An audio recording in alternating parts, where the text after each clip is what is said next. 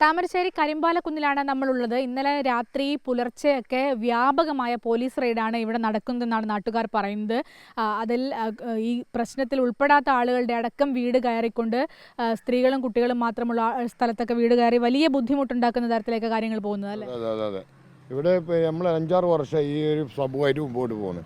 ഈ സമരം തുടങ്ങിയിട്ട് കുറച്ച് കാലങ്ങളായി പല രീതിയിലും കലക്ടർ മുതൽ മുഖ്യമന്ത്രി വരെ കോടതി വരെ എല്ലാ സ്ഥലത്തും ഞങ്ങൾ എത്തിപ്പെട്ട് 3 പ്രാവശ്യം കട്ടിപ്പാറ പഞ്ചായത്ത് സമരം നടത്തി, താമരശ്ശേരി പഞ്ചായത്തിലും 3 പ്രാവശ്യം നടത്തി, കലക്ടറേറ്റിൽ 2 പ്രാവശ്യം കലക്ടറേറ്റിൽ ഇന്ന് പുലർച്ചെയൊക്കെ പോലീസ് വന്നു. അതിനെ തുടർന്ന് ഇപ്പോൾ തുടങ്ങിയ സമരമാണ് ഇപ്പോൾ ഈ സംഭവ സ്ഥലത്ത് സമരം നടത്തി.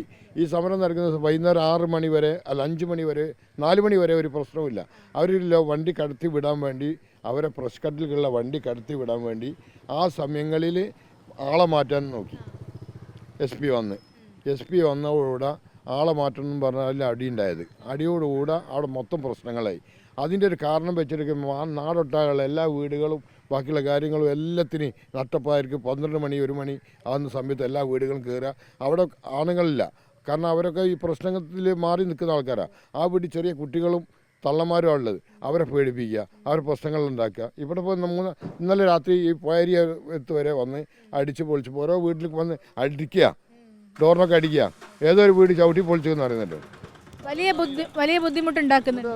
ബുദ്ധിമുട്ടുള്ളൂ. ഞങ്ങളെ വീട്ടിൽ പോലീസൊന്നും വന്നില്ല, ഞങ്ങൾ അറിഞ്ഞിട്ടില്ല. രാത്രി എന്തോ മുട്ടുപോലെ തോന്നായിരുന്നു, ഞങ്ങൾ നോക്കിയപ്പം കണ്ടില്ല. അതിന് പല വീടുകളിലും വന്നിട്ടുണ്ട്. ഞങ്ങളാരും ഇതിന് ഈ 5-6 കൊല്ലത്തിനങ്ങോട്ട് മുട്ടാത്ത, വാതിലില്ല, പോകാത്ത ഉദ്യോഗസ്ഥന്മാരെ മുന്നിൽ പോയി ഞങ്ങൾ കഷ്ടപ്പെട്ട്, വെള്ളമില്ല ഒന്നുമില്ലാതെ വളരെ കഷ്ടപ്പെട്ട് നോമ്പിന് 30 ദിവസം ഞങ്ങൾ റോഡുമ കിടന്ന് നിറയാതെ അനുഭവിച്ചു. ഇത് പൂട്ടാൻ വേണ്ടി. ഇത് ഇങ്ങനെ മുന്നോട്ട് പോയാൽ ഞങ്ങൾക്ക് ഒരിക്കലും ജീവിക്കാൻ കഴിയില്ല. ഞങ്ങൾ മക്കൾക്കൊക്കെ സുഖമല്ല, വീട്ടിൽ ചൊറിച്ചിൽ, അലർജി, തുമ്മൽ.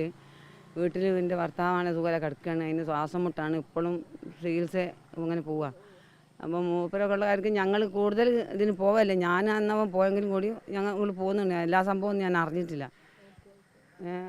ബുദ്ധിമുട്ടാണ്. എത്രയും പെട്ടെന്ന് പൂട്ടുകയെന്നല്ലാതെ യാതൊരു നിവൃത്തിയില്ല. പിന്നെ പോലീസുകാരൊന്ന് വീട് കളയാൻ പാടില്ല. ഞങ്ങൾക്ക് ജീവിക്കണം. ഞങ്ങൾ ജനിച്ച നാട്ടിൽ മക്കൾക്കും ഞങ്ങൾ ജീവിക്കാൻ സമ്മതിക്കാഞ്ഞാൽ അതിനുള്ള നടപടി നിങ്ങളെല്ലാവരും എടുത്തേ തീരും. കൂടത്തെ എമ്പലമുക്ക്, ചൊള്ളമുക്ക്, കൊടുക്കലന്മാരും എല്ലാ ഭാഗത്തും മൈക്കാവ് വരെ എല്ലാ വീടുകളിലും പോലീസ് നിരങ്ങുന്നുണ്ട്.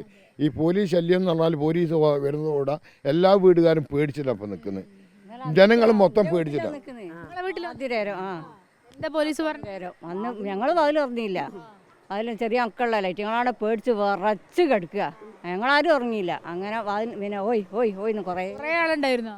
ഒരു വണ്ടി ഇങ്ങോട്ട് വന്ന് ഇവിടെ നിർത്തി ആട്ട് കയറിയാ. ഞാൻ വന്നിട്ട് അപ്പം വരും കേട്ടോ. വന്നപ്പോൾ വന്നിക്ക് അന്ന് കുറേ ഇങ്ങനെ ഒച്ചപ്പെടുത്തി ഓയ്ന്ന് വെച്ചാൽ ഞങ്ങൾ അതിലൊക്കാണ്ട് കിടന്ന് പിന്നെ നേരം വെക്കുള്ളൂ. ആരും വലിയ ബുദ്ധിമുട്ടാണോ പോലീസ്? ഇങ്ങനെ ബുദ്ധിമുട്ടാ. എൻ്റെ ആടാണെങ്കിൽ ഒറ്റ ഒന്നിനും സുഖവുമില്ല. മക്കളെയും കൊണ്ട് എങ്ങോട്ട് പോകാനാ? ആകെ വിഷമത്തിലാണ്. വിട്ട് പോകാൻ പറ്റൂല. പോലീസ് നിരങ്ങളിൽ നിർത്തണം. അത് എത്രയും പെട്ടെന്ന് ഈ നടപടി ഉദ്യോഗസ്ഥന്മാരുമായിട്ട് ഉണ്ടാക്കി തീർത്തേ പറ്റൂ. ഞങ്ങൾ ജീവിക്കണം. ഞങ്ങൾ ജീവിക്കാൻ പറ്റാത്ത അവസ്ഥയിൽ വന്നാൽ ഞങ്ങൾ ജീവൻ കൊടുക്കല, നിവൃത്തിയില്ലാത്തടത്ത് എത്തി ഇവരെ ബുദ്ധിമുട്ടാക്കൽ. അതായത് വലിയ പ്രയാസം ഉണ്ടാക്കുന്നു എന്ന് തന്നെയാണ് നാട്ടുകാർ പറയുന്നത്. ഇന്നലെ രാത്രി ഇവരുടെയൊക്കെ പലരുടെയും വീടുകളിൽ പോലീസ് എത്തുകയും ചെറിയ കുട്ടികളടക്കം പേടിച്ച് അങ്ങനെയൊക്കെയുള്ള സാഹചര്യമുണ്ട്. നിരപരാധികളുടെ അടക്കം വീടുകളിലാണ് വരുന്നതെന്നാണ് നാട്ടുകാർ ആരോപിക്കുന്നത്. ഏതായാലും പോലീസ് ഇതിനൊരു അവസാനം ഉണ്ടാക്കുമെന്ന് തന്നെയാണ് നാട്ടുകാർ പ്രതീക്ഷിക്കുകയും ചെയ്യുന്നത്. വീഡിയോ ജേർണലിസ്റ്റ് മഹേഷ് കുമാറിനൊപ്പം reporter Saniyo, in reporter, Kozhikode.